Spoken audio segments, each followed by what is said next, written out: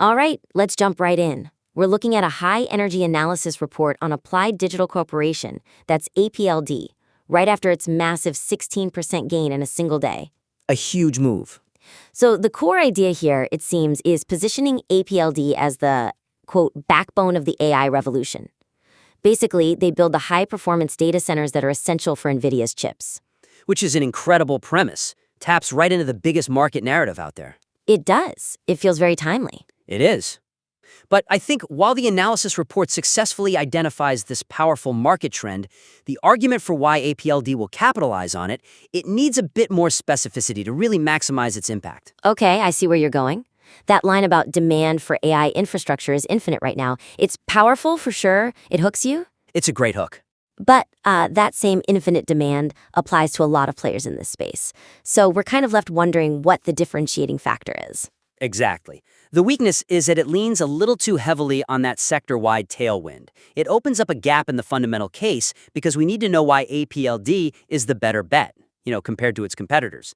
The immediate challenge would be, can they scale better or more profitably than anyone else? So the suggestion is to sharpen the focus, move beyond the broad AI supercycle story, and really zero in on APLD's unique competitive advantages.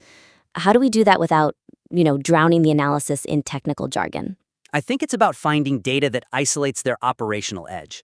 So instead of just saying data centers are needed, we provide some comparative data points. Like what? Right. For example, do they have specific, maybe proprietary cooling solutions? Something that lets them handle higher density workloads more efficiently? Or are their power agreements structured in a way that gives them a long-term cost advantage? Right, so that shifts the story from just we're building data centers to we're building the most profitable data centers for this specific high-performance computing need. Precisely. And another concrete example would be to look at their contracts or their facility utilization rates. We need to show that they're actually capturing a bigger piece of this infinite demand. Are their contracts longer term? Is their megawatt utilization rate higher than the average for new facilities? That's the kind of specific detail that builds real confidence. Yeah, and then you can tie that back to the valuation. That $7.7 billion market cap, it means more if you show why it's cheap relative to peers, based on that proven operational advantage, not just market hype. Got it. Okay, so that establishes the need for a stronger foundation. Let's pivot to the delivery, the tone. The title itself is a statement. APLD explodes plus 16%. Why I am loading the boat now, with a rocket emoji. It's definitely punchy. It grabs your attention. For sure. And the report uses phrases like that throughout, urging immediate action, calling dips a gift. Look, I get it. The energy is part of the appeal. But the rhetorical style, with that extreme enthusiasm, it risks undermining the credibility and sophistication of the analysis. It can start to feel more like an emotional trade than an objective one. Exactly. That aggressive FOMO-driven language, for a highly technical listener, that can sometimes be a red flag. It feels at odds with the idea of a calm, calculated, asymmetric risk-reward setup. So the suggestion here is to maybe temper some of that hyperbolic language. Let the data, which is already really exciting, do the talking. Let the data speak for itself. You don't need to shout about it. So how does one do that? How do you maintain that sense of urgency and high conviction without sounding, like you're just yelling? I think it's about reframing it. Replace that action-oriented hyperbole with analytically grounded conviction. For instance, instead of, I am loading the boat right here, right now, you could frame it as the price action indicating a significant shift in institutional conviction.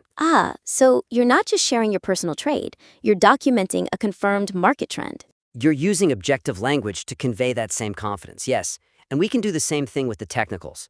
That huge 16% jump, that power candle as it's called. Right. Instead of just saying, institutions are buying, which is an emotional appeal, reframe it analytically. Something like, the volume surge confirms high conviction in the break above established resistance levels. And for someone who maybe isn't a charting expert, can you unpack why that framing is analytically stronger? Of course.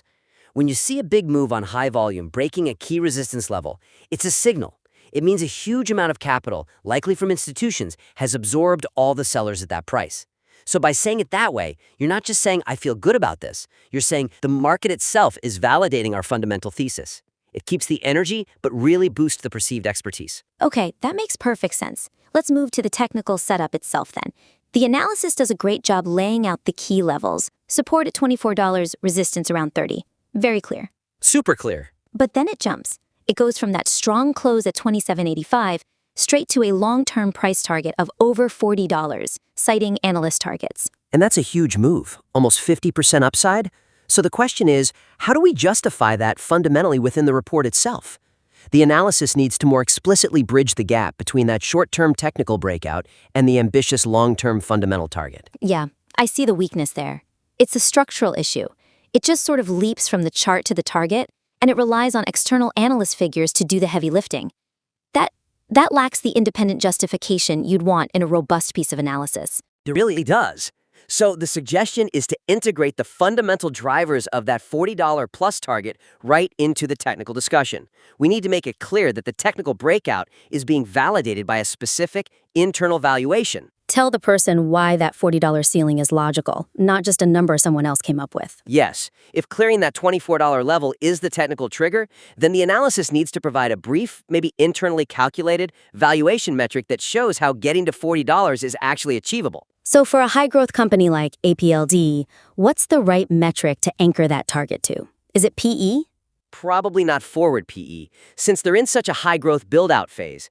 I'd lean toward a projected revenue growth multiple, or even better, something based on future contracted capacity in megawatts. Okay, so you could say something like, You could say, based on our projected megawatt capacity deployment by late 2025 and applying a conservative forward EV to sales multiple of X, our fair value calculation aligns with the $40 to $42 range. That's powerful. It connects the physical expansion of the business, the actual data centers, directly to the stock's price target. Exactly. And it also gives you a stronger platform to then introduce those external analyst figures. When you mention their 4150 target, you can briefly add why they're getting there. Are they also using a capacity model? This shows you've done your homework. It transforms the report. Right. It goes from just summarizing consensus to being a piece of verified high-conviction analysis. The flow becomes, the technical move is happening, and here's the fundamental business reason that supports a much higher valuation. That's the cohesive story. It's what a sophisticated investor is looking for. All right, last point. Let's talk about risk. The report frames this as an asymmetric risk-reward setup, which is a very compelling idea. Very. But it defines the risk almost entirely as a drop back to that $24 technical support level. Which, from a pure charting perspective, makes sense. You break support, the short-term thesis is invalidated. But I think the report's definition of asymmetric is structurally a bit narrow because it fails to incorporate the fundamental business risks. Right, it's overlooking the operational headwinds that could hit APLD no matter what the chart looks like. To really claim it's asymmetric, you have to look beyond just the stop-loss level. Absolutely. So the suggestion is to broaden that discussion of risk, include one or two specific, non-technical business challenges that could get in the way of reaching $40, and then briefly touch on how APLD is positioned to handle them. It shows you've done complete due diligence. So for a company like this, scaling so fast in the data center world, what would be the top 2 fundamental risks you'd want to see addressed? I think the first is always capital intensity and debt. Building data centers is incredibly expensive. Rapid growth means taking on a lot of debt. That's a financial risk you have to acknowledge. And the second? I'd say it's operational, specifically the cost and volatility of power. That's their single largest operating expense. If power costs spike unexpectedly, it hits profitability hard, and that $40 target suddenly looks a lot further away. And the goal of including these isn't to weaken the bull case, it's actually to strengthen it by showing those risks have already been considered. Precisely. You neutralize the bear case before it's even made.